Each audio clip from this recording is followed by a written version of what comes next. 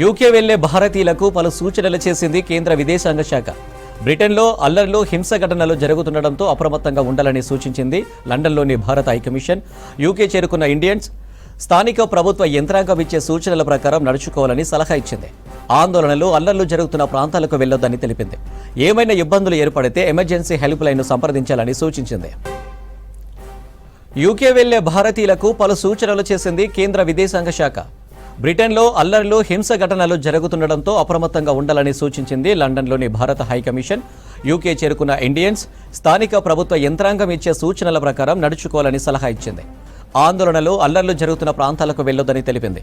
ఏమైనా ఇబ్బందులు ఏర్పడితే ఎమర్జెన్సీ హెల్ప్ లైన్ను సంప్రదించాలని సూచించింది. యూకే వెళ్లే భారతీయులకు పలు సూచనలు చేసింది కేంద్ర విదేశాంగ శాఖ. బ్రిటన్లో అల్లర్లు, హింస ఘటనలు జరుగుతుండటంతో అప్రమత్తంగా ఉండాలని సూచించింది లండన్లోని భారత హైకమిషన్. యూకే చేరుకున్న ఇండియన్స్ స్థానిక ప్రభుత్వ యంత్రాంగం ఇచ్చే సూచనల ప్రకారం నడుచుకోవాలని సలహా ఇచ్చింది.